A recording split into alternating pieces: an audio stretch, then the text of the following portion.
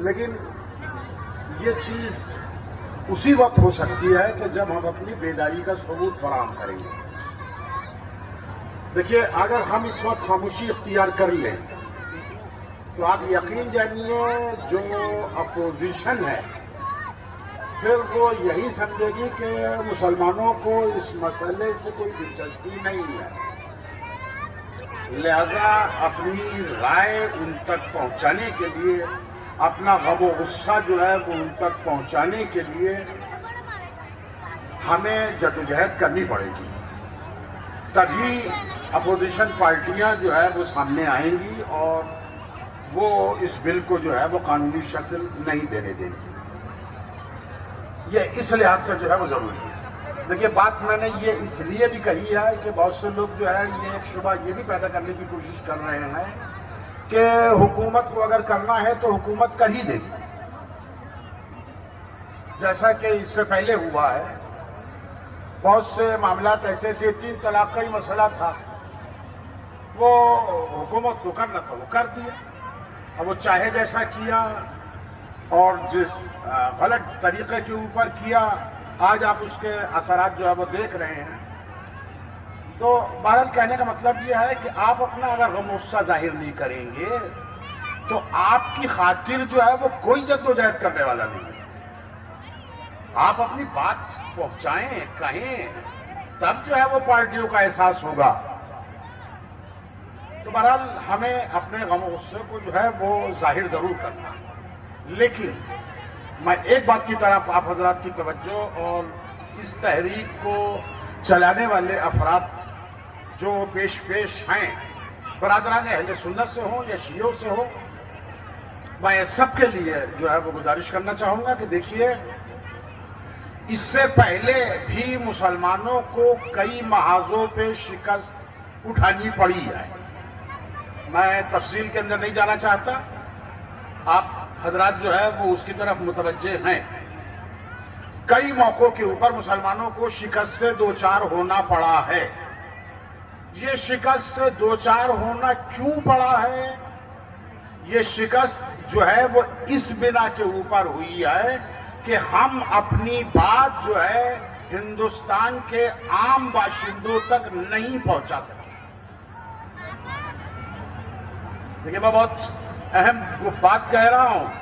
ہم اپنی بات جو ہے وہ نہیں پہنچا سکے، اس بنا کے اوپر جو ہے وہ ہمیں شکست اٹھانی پڑی ہے. ورنہ دنیا جانتی ہے حقیقت کیا ہے، ساری دنیا پہچانتی ہے، خود سپریم کورٹ نے قبول کر لیا حقیقت کیا ہے. تو بہرحال ہمیں اپنی بات جو ہے وہ پہنچانی ہوگی. اور دیکھیے، اپنی بات جو ہمیں پہنچانی ہوگی تو یہ آپ جو ہے وہ ذہن نشین رکھیں، بات آپ کو اپنی ہندی اور انگریزی میں پہنچانی پڑے گی. وہ اس لیے کہ دیکھیے، اردو جو ہے، بہرحال وہ لفظ میں استعمال نہیں کرنا چاہتا کہ ایک ڈیڈ لینگویج ہو گئی ہے، اور اگر ہو بھی گئی ہے تو ہماری بدولت ہو گئی ہے، ہماری وجہ سے ہوئی ہے. ہماری بچے اردو نہیں جانتے تو اسے کیا کہیں گے؟ یہ تو ہم نے خراب کیا، یہ تو ہم نے جو ہے وہ اردو کا مستقبل جو ہے وہ خراب کیا ہے. تو بہرحال کہنے کا میرا مقصد صرف اتنا ہے کہ ہم اپنی بات کو جو ہے لوگوں تک پہنچا سکیں. جس طرح سے پروپیگنڈے کیے جا رہے ہیں وہ ان کے جوابات جو ہے وہ ہمارے بہادر عباس صاحب بہترین انداز کے اندر انہوں نے جوابات دے دیے ہیں. اور پھر اس کے بعد جو ہے حجت الاسلام مولانا عابد عباس صاحب قبلہ نے بھی، اور عابد عباس صاحب کی گفتگو کے اندر ایک بڑی قیمتی بات اور جو آپ نے بیان فرمائی، اور میں سمجھتا ہوں کہ اسے بار بار جو ہے وہ اس اسٹیج سے جو ہے وہ کہی جائے، بلکہ جہاں جہاں مسلمانوں کا اجتماع ہو وہاں جو ہے یہ بات کہی جائے کہ دیکھیے، مسجدیں اگر غیر آباد رہیں گی،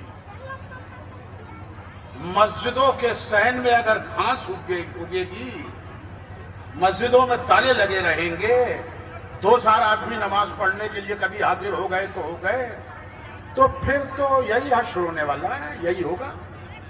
لہذا اپنی مسجدوں کو آباد رکھیے، اپنے امام باڑوں کو آباد رکھیے، وہاں پروگرام ہوتے رہیں، وہ زندہ رہیں، یہ بہت ضروری ہے۔ آپ کی خدمت میں عرض کروں، بابری مسجد کے متعلق جو بہت سے لوگ جو اسی علاقے کے رہنے والے انہوں نے بتایا کہ آزادی سے پہلے کی صورتحال یہ تھی، آزادی کے کچھ ہی عرصے کے بعد، کہ وہاں جو ہے وضو کرنے کے لیے ایک بدرہ نہیں ملتا تھا، مٹی کا وہ نہیں ملتا تھا، کوئی آدمی ہی نہیں جاتا تھا۔ تو اب اگر آج سے چھین گئی تو اس کے اوپر غم کیا ہے، اس کا افسوس کیا ہے؟ یہ تو آپ کو کھونا ہی چاہیے، آپ کا طور و طریقہ یہی تھا، اس کا نتیجہ یہی بھگتنا تھا۔ تو بہرحال آئندہ آپ کے سامنے ایسے حالات نہ آئیں، اس کے لیے جو ہے وہ آپ جدوجہد کیجیے۔ اور دیکھیے جہاں یہ دور پروپیگنڈے کا ہے، اور دیکھیے اسی چیز کا فائدہ اٹھا رہی ہے حکومت، افواہیں پھیلائی جا رہی ہیں اور لوگوں کو یقین دلایا جا رہا ہے کہ واقعی یہ جو ہے وقف بورڈ جو ہے وہ تو کسی کی نہیں سنتا ہے، اس کے اوپر کوئی قانون ہی کہیں کا لاگو نہیں ہوتا ہے۔ یہ بابری مسجد بھی تو وقف بورڈ کے اندر تھی، یہ کیسے ہار گئے؟ وقف بورڈ کیسے ہارا؟ تو بہرحال اس طرح کے دھوکے جو ہے وہ مسلسل دیے جا رہے ہیں۔ دیکھیے واقعاً بڑی شرمندگی، جس کی طرف عابد صاحب نے بھی ایک اشارہ کیا کہ اگر بہادر عباس صاحب سے کسی بات کے اوپر مخالفت ہے یا کلب جواز صاحب کی ہم کسی بات سے مطمئن نہیں ہے، تو عزیزان گرامی کیا اس کا مطلب یہ ہے کہ کلب جواز صاحب اگر 2 اور 2 4 کہیں تو ہم 5 کہیں، وہ اگر اللہ 1 کہے تو ہم 2 بتائیں؟ یہ کون سا انصاف ہوا؟ یہ کون سی عقل بندی ہوئی؟ لیکن بہرحال بدقسمتی ہے اس قوم کی کہ آج یہ بھی ہو رہا ہے۔